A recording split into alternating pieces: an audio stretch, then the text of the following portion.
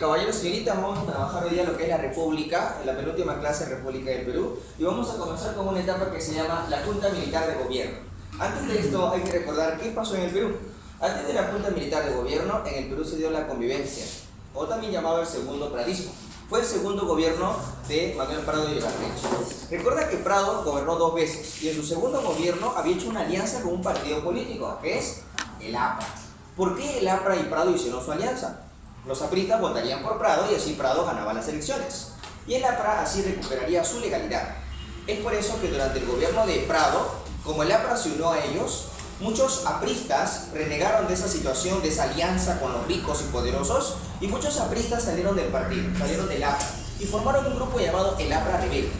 Y ese grupo llamado APRA Rebelde se va a convertir en una guerrilla, el llamado MIR, Movimiento de Izquierda Revolucionaria, o pequeñas guerrillas, que al final van a fracasar. Ahora, entonces, luego de la convivencia entre APRA y Prado, se convocaron elecciones donde el APRA postuló, pero se estaba dando una especie de fraude electoral, según los militares, ya que posiblemente Haya de la Torre iba a ganar las elecciones, aliado a la clase alta, a la oligarquía.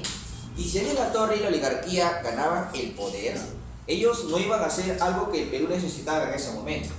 En ese momento, al interior del país, se estaban dando fuertes rebeliones campesinas, principalmente en el Cusco, en la Sierra Sur, en la zona de la Convención y Lares. Los campesinos de Cusco estaban reclamando la tierra, pedían una reforma agraria. Y durante el gobierno de Prado, aliado con el APRA, no se pudo hacer una reforma agraria. El gobierno de Prado incluso intentó crear una oficina nacional de reforma agraria para estudiar ese problema, pero no se hizo la reforma. Entonces, si es que luego de Prado, Haya de la Torre iba a ganar estas elecciones, él tampoco iba a hacer una reforma agraria. Y eso iba a generar que el Perú estalle en una revolución. Entonces, esa situación la observaron los militares. El ejército peruano decide tomar el poder. Decide anular las elecciones donde el APRA estaba a punto de ganar, aduciendo que hubo fraude electoral. Y los militares asumen el poder. Por primera vez en el Perú, las Fuerzas Armadas van a gobernar. Y cuando te hablan de las Fuerzas Armadas, ¿a qué hacen referencia? Al Ejército, a la Marina y a la FAB. El Ejército, la Marina y la FAB, por primera vez organizados, dan un golpe de Estado, toman el poder. Esto nunca había pasado en la historia de la República. Desde el inicio de la República, cuando había golpes de los militares, solo daban golpes los militares que pertenecían al Ejército. O sea, solo el Ejército es el que daba los golpes de Estado. La Marina de Guerra no, la FAB tampoco. Pero en esta oportunidad la situación es distinta. Por primera vez, todas las Fuerzas Armadas toman el control del Estado. Entonces, el golpe de Estado que se da acá es una diferencia de los militares pasados, de los militares anteriores. Por eso esto se le llama el primer golpe institucional de las Fuerzas Armadas. Esto es importante para diferenciarlo con todos los militares del pasado. Por eso si te preguntan, ¿cuál será la diferencia entre Sánchez Cerro y esta época? O la diferencia entre los Chelios de Odría y esta época. Es que militares como Sánchez Cerro y Odría gobernaron para un sector del ejército. En cambio, estos señores van a gobernar representando a todas las Fuerzas Armadas. Por eso he puesto esto que siempre hay que recordar. Es el primer golpe institucional como institución de todas las Fuerzas Armadas.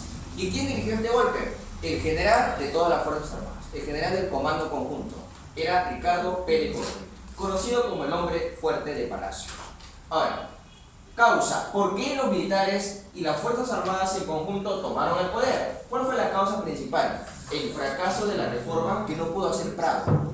Como te digo, Prado había creado la ONRA. ¿Qué es la ONRA? Oficina Nacional de Reforma Agraria, una comisión del Estado de Prado para ver si se hace la reforma agraria, pero no se pudo desarrollar. Fracasó, no se aplicó. Entonces, ese es el motivo por el cual los militares toman el poder, porque el Perú necesitaba una reforma agraria. Porque si le estaban haciendo una reforma agraria, ¿qué se venía? La convulsión social y la revolución. Ahora, ¿cuál es la excusa de los militares para dar este golpe de Estado? ¿Cuál es su pretexto? Fraude electoral. Ellos argumentaban que en esas elecciones, en las cuales el APRA ya era legal y postuló a Haya de la Torre, hubo fraude electoral, todo estaba manipulado. Entonces fue el argumento de los militares para dar golpe de Estado. Ahora, cuando llega al poder Pérez Godoy, ¿cuál es la medida más importante que desarrollan en esta época los militares? Es la que está en la pizarra. ¿Qué dice acá? Ley de bases de reforma agraria. ¿Qué significa eso? Justamente acá se va a iniciar la reforma agraria en el Perú. con un plan piloto llamado la Ley de Bases. ¿Dónde se inició la reforma agraria? ¿En qué lugar? En el Cusco. ¿Por qué en el Cusco? ¿Por qué en una zona llamada la Convención Milares? ¿Por qué? Porque esa zona era la zona de mayor conflicto, de mayor rebelión campesina. Es por eso que acá se inicia la reforma agraria. Así que ya saben, de la Junta Militar, ¿cuál es la medida más importante? La Ley de Bases de Reforma Agraria. Esto lo subrayas, ¿verdad? Lo resaltas, porque es importante, eso es lo que preguntan en un examen siempre de admisión. Tú como no sabes todavía eso porque no postulas, ahora recién vas a sentir la experiencia y vas a saber que estas cosas van a ver. ¿Ya? Claro, en el caso del amigo sabe que no viene, ¿no? Con justo conocimiento le dice, no viene. ¿Ya? No los desanimes, ¿sabes? ¿Ya? Que es como que ya la experiencia le dice. ¿Qué más? También acá con Ricardo Pérez Godoy se crea la Convención de Cultura. ¿En el futuro qué va a ser? INESE. ¿Qué significa INESE? Muy bien, Instituto Nacional de Cultura. Y crea una ley que te permite los domingos del primer mes, ¿qué cosa? ¿De cada mes?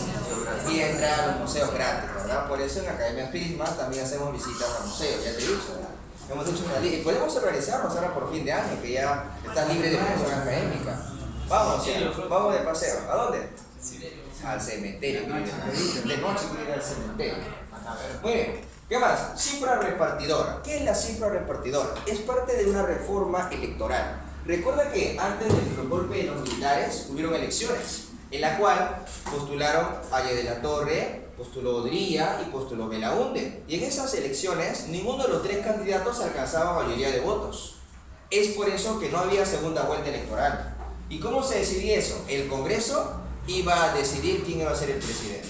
Entonces, ese privilegio que tenían algunos políticos del Congreso para entre ellos elegir al presidente se modificó, ¿ya? Con la llamada cifra repartidora. ¿Qué más?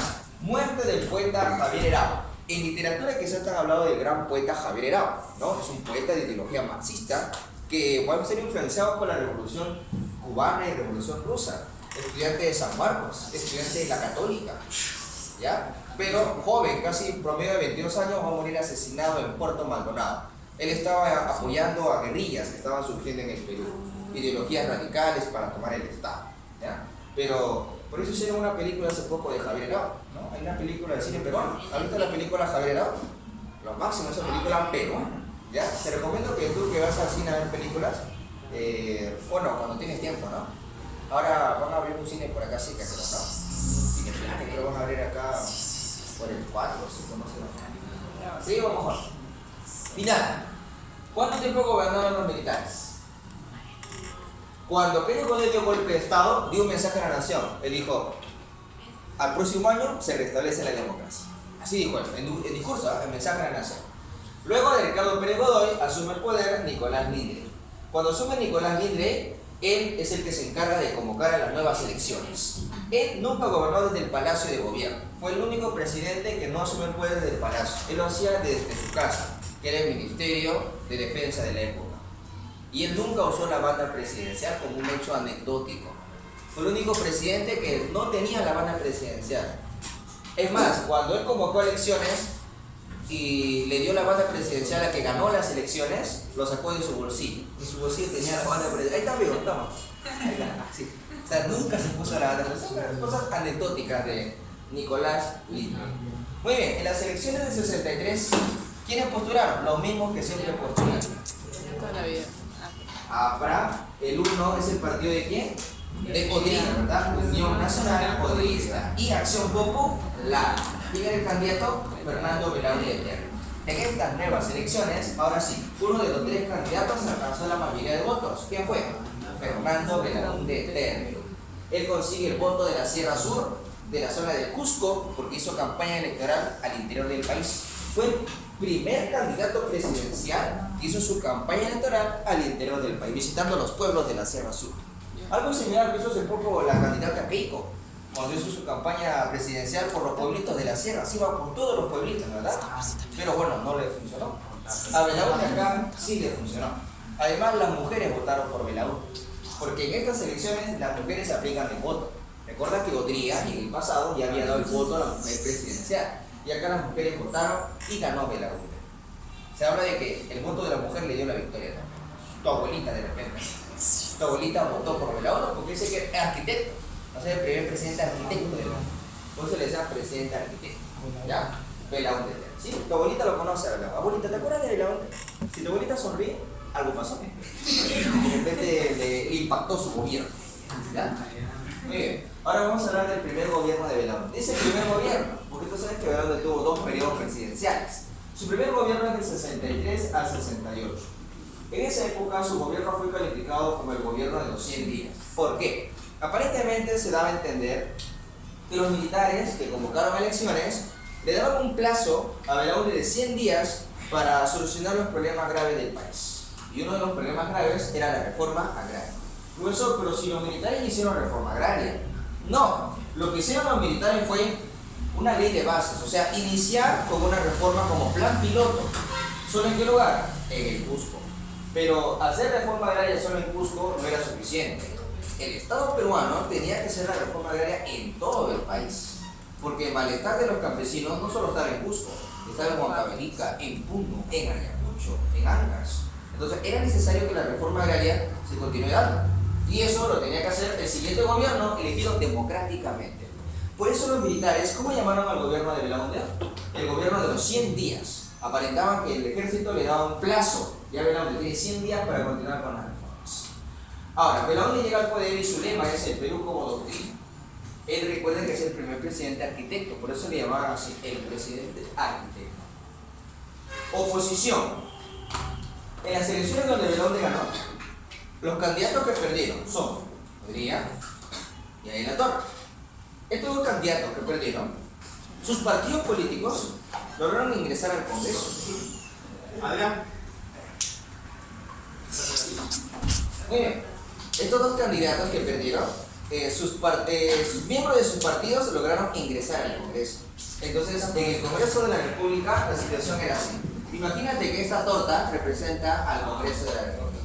En ese Congreso estaba integrado por congresistas prácticamente de 3 partidos políticos. ¿Y cuáles eran esos 3 partidos?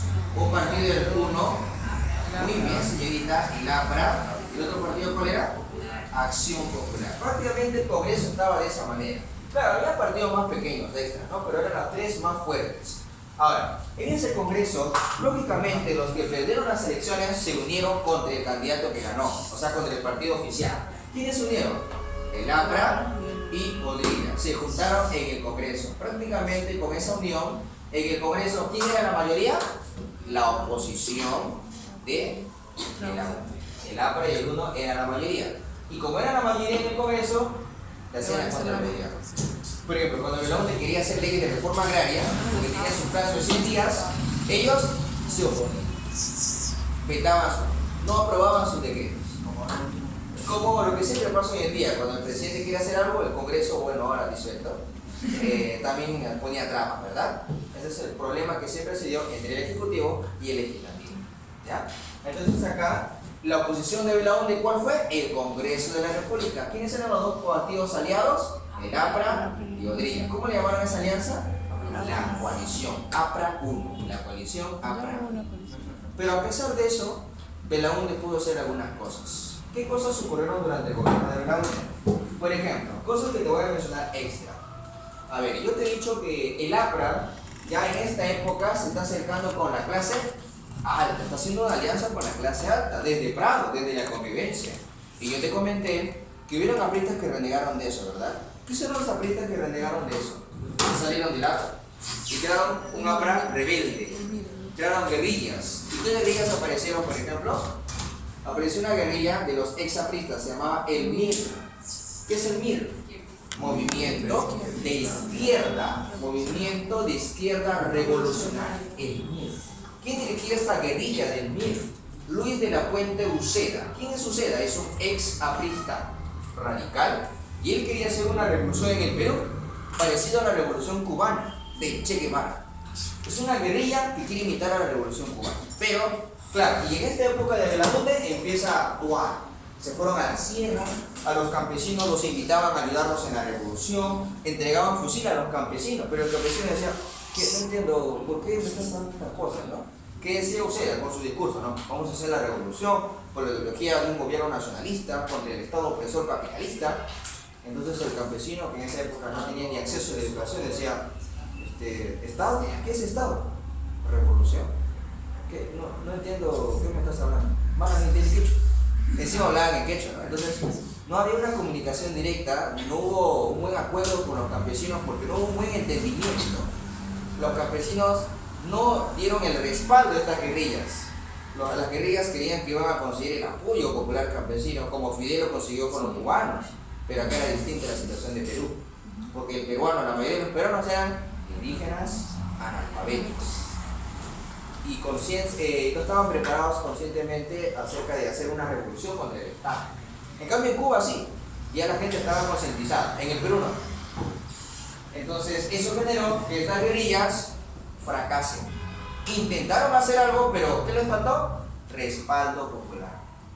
Su discurso, lo que ellos hablaban y pregonaban, no tuvo eco en los campesinos, o sea, no los escuchaban.